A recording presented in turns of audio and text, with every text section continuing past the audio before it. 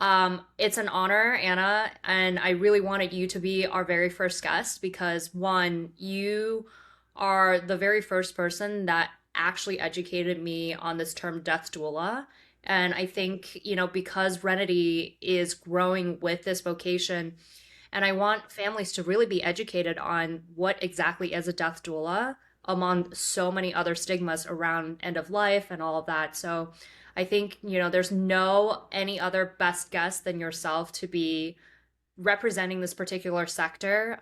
You're someone that I deeply respect. I think you're a very warming person and well respected within the death doula community. You've trained over 2,000 under your school, and something that I think we don't talk about enough.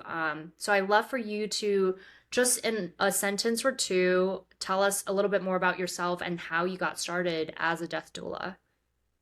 Um, I have been doing this line of work since I was 15 years old. Took care of my first patient at 15 and just continued in a path that I didn't know at first. Sometimes this finds you without you even knowing.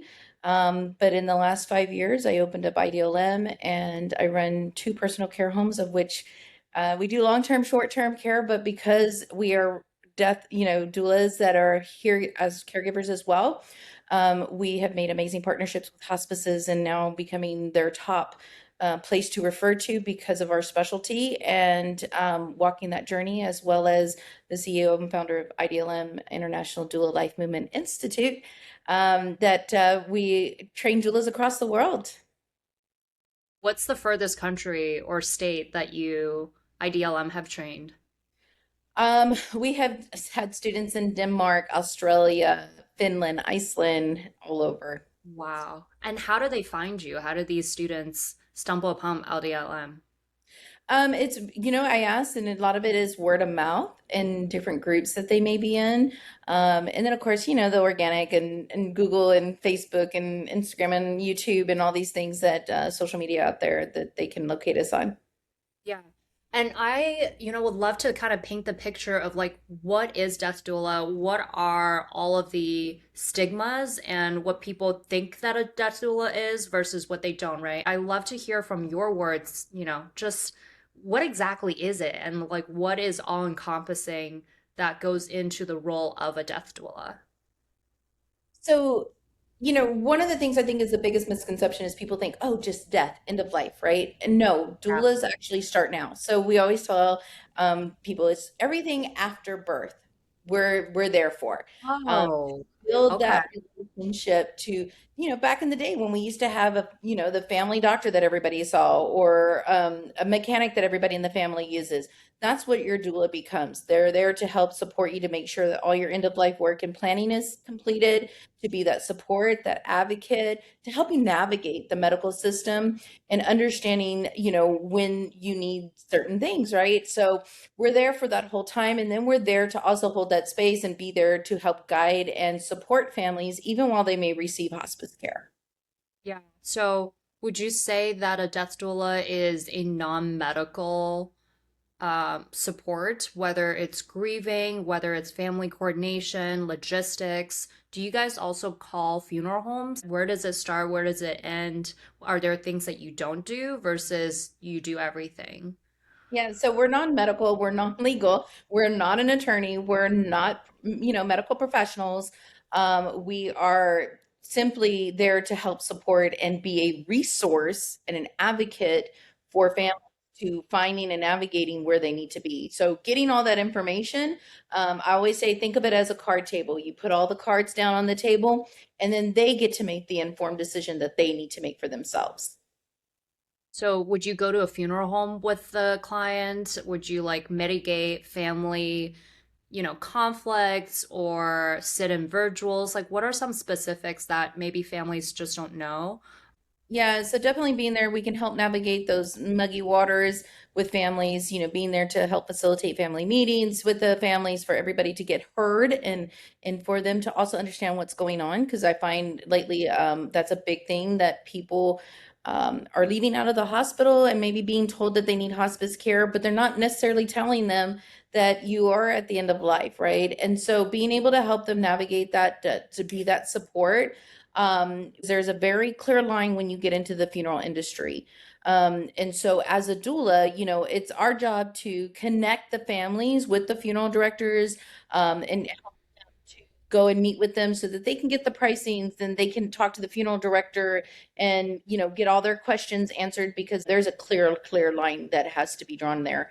But we're there to make that connection, and we need our funeral directors, right? We need our doulas need to build that relationship so that they can get whatever they're wanting, whether it's a green burial or a direct cremation or whatever it is. We want to make sure that they're getting the right and correct information, and because of laws, they do have to be careful and draw those lines.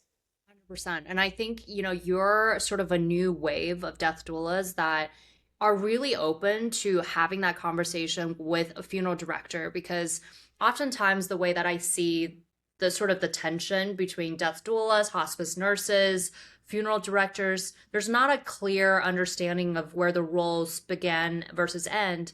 And maybe there's a little bit of a territorialness, but you're such a good example of like opening up that tension and say, okay, wait a minute, we're all here to help families. So this is where I am, and this is where we may overlap, but at the end of the day, there's still a common denominator. Really curious to hear some of the cases that you've had personal story wise of dealing with different characters that's professional and not family, like chaplains, hospitals, and all of that.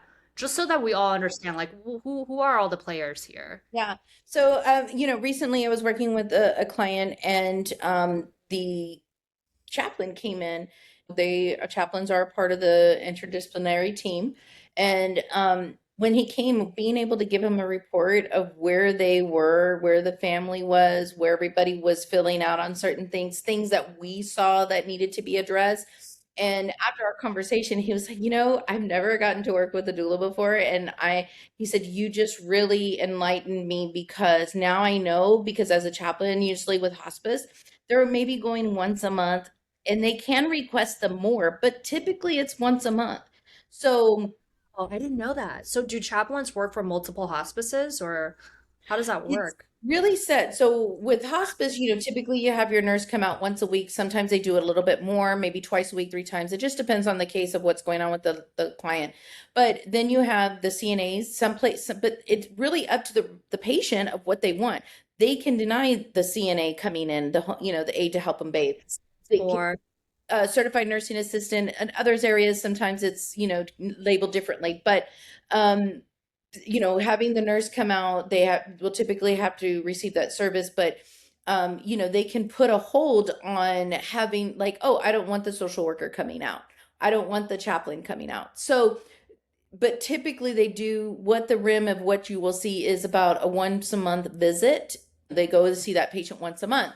So by us giving him all that information and him coming in, he was able to go in. He already knew where he needed to step in at.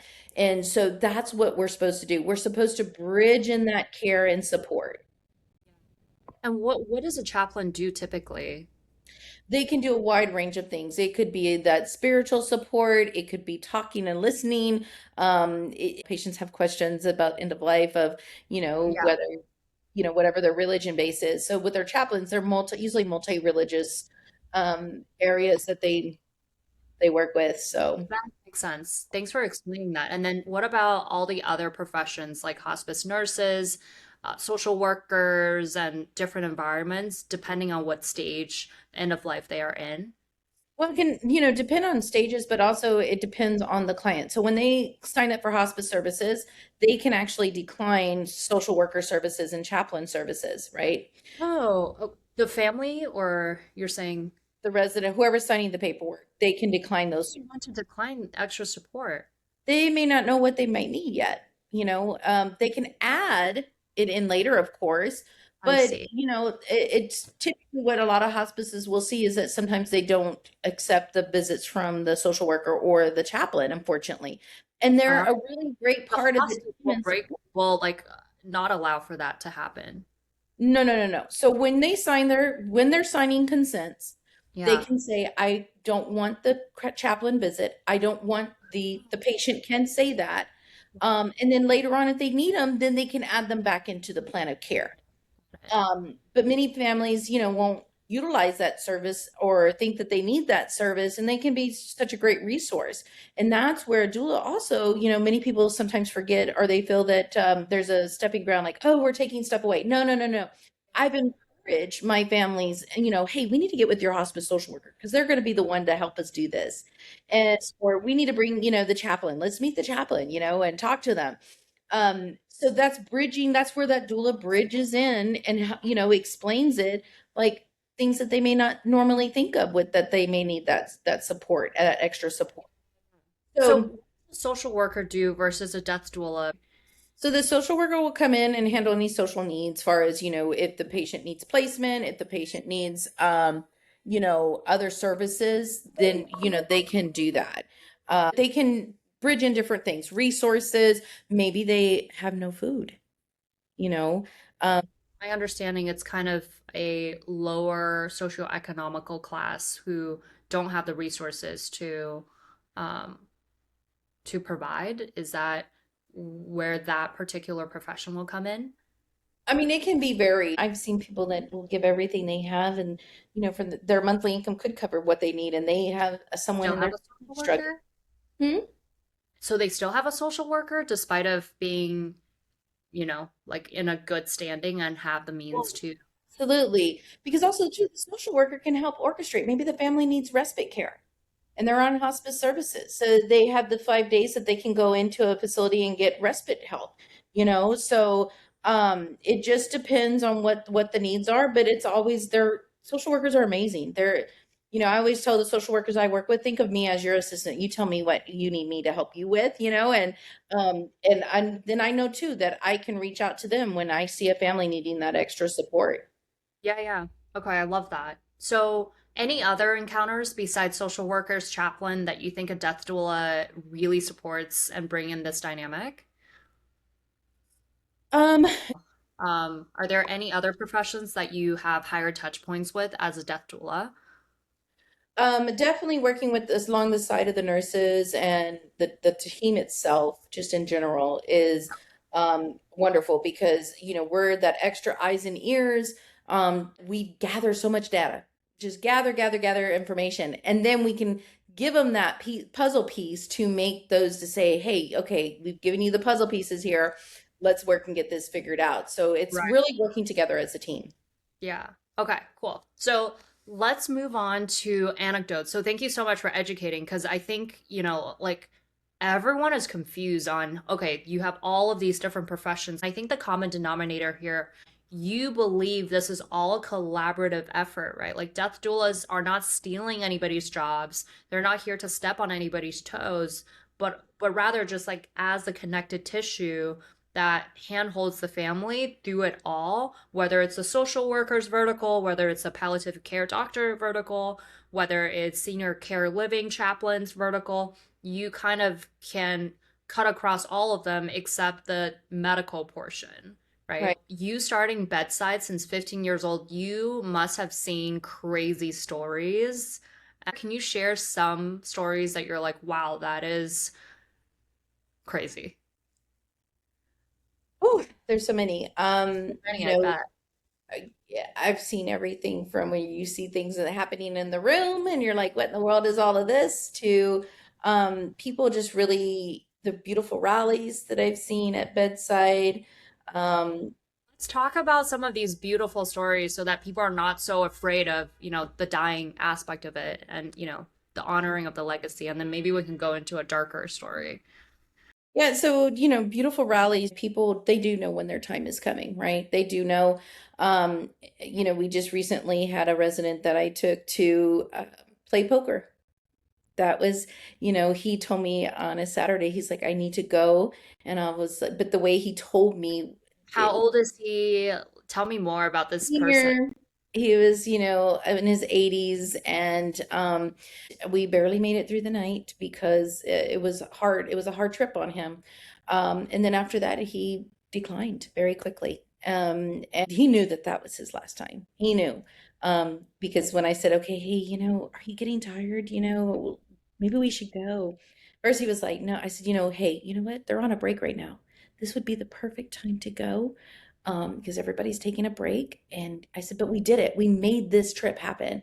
And so then he's like, okay, let's go. So we went home after that. And then it was just the decline, and also seeing the energy that people can put through when they're transitioning, um, seeing that happen, but also seeing families come together, it's not always easy. There's some chaos. And a lot of times as a doula, somebody is reaching out because they're in the storms of the chaos, but we've seen so many different things. We could do a whole podcast on it and have a Yeah. part two. Wait, we should definitely talk more about that because there's like new formats like living funeral, celebration of life, and I'm sure you've seen really crazy disposition types that aren't the traditional burial or cremation either. Okay, what is some really like a hard pill to swallow cases that you've experienced serving in this industry that probably like shaped you, right? Yeah, I've seen a lot in 26 years. 26 years. I've seen a lot, but I got schooled in the last 2 weeks by two patients. Okay. Um, Being and knowing the things that I know, I still walked away learning so much. Like it literally stopped me in my tracks to be like, holy cow, this is why we do what we do. And this is why IDLM exists, is because if it wasn't for my experience and being able to navigate and troubleshoot, that it could have gone really wrong really quick. And, but still also keeping that clear energy of, being non-judgmental, meeting people where they're at, and then the realities of the world, right? And, um, yeah, I got schooled in the last couple of weeks. So Like the reality of it all, or like you're saying the patients kind of tested your patience and like it was a everything that you teaching. It know. was a teaching of the way that death is actually happening out there. I'm so curious, what is You that? know, from dealing with someone who had days of uncontrollable pain, being that advocate to waking up and being like at 4:30 in the morning, saying, talking with the family and being like, you know what, this is not working. Yeah, We need to call hospice, and we need to change the plan of care because this is not working. yeah. And um, realizing too that doulas have to be able to navigate. It just taught me so many different things on a personal level as well as the professional level, and also as an educator, that doulas need more training and they need more support than what they're getting in any place right now. I think So this is such a good segue about training, about support, because if you were to speak to doulas who or people who are interested on becoming a doula, as well as doulas that are watching this, episode, what would you share with them that, they should prepare for? well, not all trainings are the same. Some are more getting in touch with your own mortality, some are more of a spiritual journey. The reality is, you need a community, you need a program that is, we're always updating our material, Crystal. We started out 5 years ago with 12 modules. We're at 47 modules, okay? Yeah. We are constantly updating and updating. I never hear schools talk about updating their materials, Yeah. adding materials. You need to look for that. You need to look for the education. You need to look for the community. We don't charge for our students to be a part of our community, because why? When you go to high school, do they charge you to continue to be a part of that alumni? You're a part of that alumni. Why Mhm. isn't it that way in our doula training? Yes, people do need to earn a living. Yes, we are professionals. There are professional educators out there. But you know what? If you really truly love this work, there is a way to do it and still be that professional and still run a business, not breaking the bank. Yeah. Um, let's just be real. You're not going to become rich. So if you think that opening a school is going to get you to being a millionaire, you're wrong. Mhm. Uh, but it's about the passion and it's about really showing up. Yeah. And I think to your point, right, like every single case is so different. And They are. over 20 plus years of this, you are still learning And that's you coming from an expert perspective. So imagine a young doula who really don't have that, and having that community to, ask these questions. And every single case is um, very personalized. I had no idea that were continuously modulating and updating your courses. And just to kind of end on that, I love for you to paint the picture, because from my understanding is that there's not a single school of standardization or certification to say, okay, you are a board certified death doula. Can Mhm. you just tell me a little bit more? Who are the players in the space, the certifications, the nonprofits, the other schools, just so that, whoever is watching and listening can get a feel of the landscape? Yeah. So, here's the thing. You can go to the National End of Life Doula Alliance, and there's a list of all the different programs. ANELDA is a training program, but Oh, there's National End of Life Doula Association or Nita. Alliance, NEDA, Yeah. that you can go, and they have a list of trainers there. ANELDA is its own trainer. It's not, they're not multi-train, multi. Anelda is almost like IDLM, but not exactly. Right. But you can go there to locate schools, do your research, and really find one that connects with what you're looking for. There's a few Facebook groups out there that they have conversations about schools in there that are helpful. Um, but also, too, you know what? My thing is, if you can't get a phone call back, that's not the school for you. If you can't get a phone call, then who are you going to call in the mix? I have people calling me, I need help with da da da da da da, and if you don't answer your phone, Your text messages. And I think this is one of the most well respected qualities that I know about you, right? Is that one of my favorite quotes is that it doesn't matter if you're a billionaire or a millionaire. The difference is that you answer right away, because that's your respect for other people's time and what they need from you. And that is something that I have observed through you. And I think it's super inspiring that you are genuinely there, oversee all of these instructors across so many different regions. So if you can drop some stats, how many educators do you have? What are the regions do you focus on? Who are all of these partners that are part of your network? so we have a lot of partnerships here at IDLM. We work with Opus Peace. We work with Barbara Carnes, Lisa Hobb with the Death Deck and the EOL deck, and the Dementia deck now. We work with Renidy. We work with several nonprofit hospices, Alive Hospice in Tennessee. We just started working with them. We're super excited about that. We also work with, um, we also have started creating a board for eventually that, because I think it is moving, with different things to having that higher expectations that doulas can say, hey, you know what?